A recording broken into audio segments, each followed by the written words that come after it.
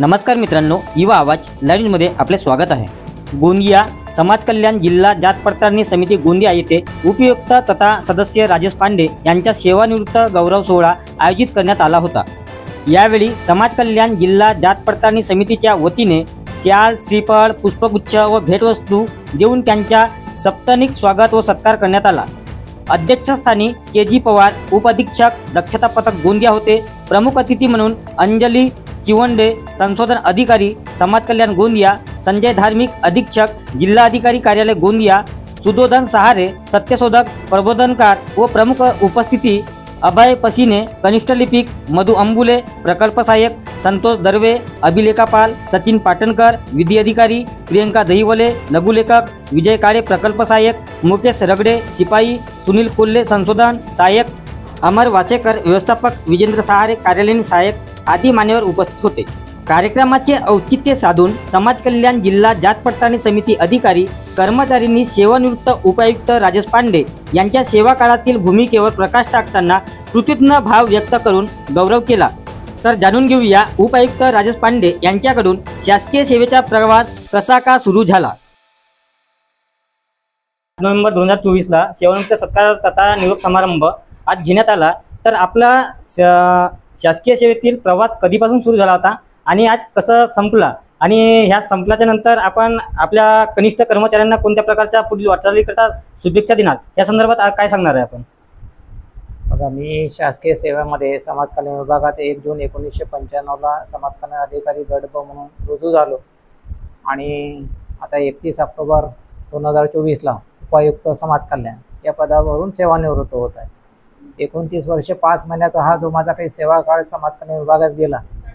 सुरुवातीला बरेचसे कठीण प्रसंग आले, खडतर प्रवास झाला, परंतु माझ्या सर्व सहकाऱ्यांच्या सोबतीने हिमतीने मी हा मार्ग माझा सुकर मी करू शकलो आणि मी जे काही कामकाज केलेलं आहे त्याबद्दल मी स्वतःला समाधानी मानतो।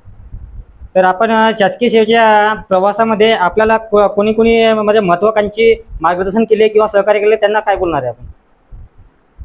मला माझ्या वरिष्ठांचंही लाभलं, चांगलं सहकार्य, मार्गदर्शन।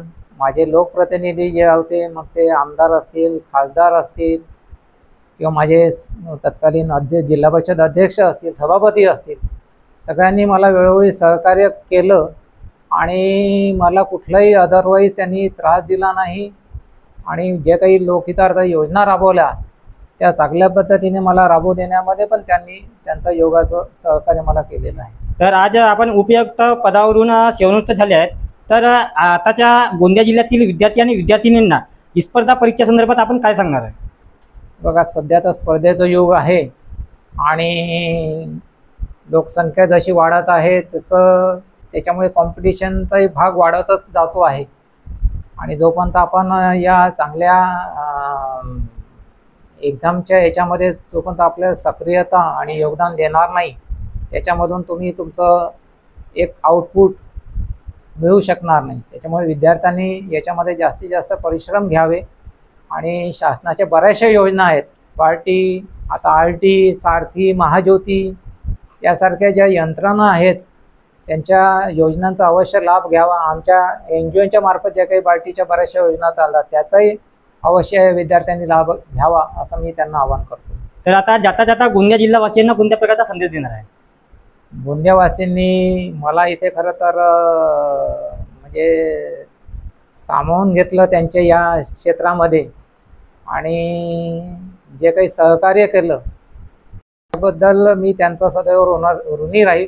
आणखी या नागपूर जिल्ह्यामध्ये शेवटचा जो जिल्ह्याचा प्रवास आहे तो गोंदिया जिल्ह्याचा आणि त्यांनी मला समजून घेतलं। मी ज्या उद्देशाने इथे माझ्या जाती प्रमाणपत्र पडताळणीचं कामकाज केलं आणि त्या गोंदिया जिल्ह्यातल्या स्थानिक रहिवाशांसाठीच केलं, त्या दृष्टीने सुरुवातीला जे काही त्यांचा गैरसमज होता तो निश्चितपणे त्यांचा दूर झाला आणि जे काही त्यांनी सहकार्य केलं त्याबद्दल मी त्यांचा आभारी आहे। तर आपल्या कार्यालयातील जे कर्मचारी आहेत त्यांना पुढील वाटचालीकरिता आणि कोणत्या प्रकारचा संदेश देणार आहे आपण? मी तर नेहमीसाठी त्यांना सांगतो की प्रामाणिक आणि मेहनतीचं काम करा, तुम्हाला यश निश्चित मिळेल।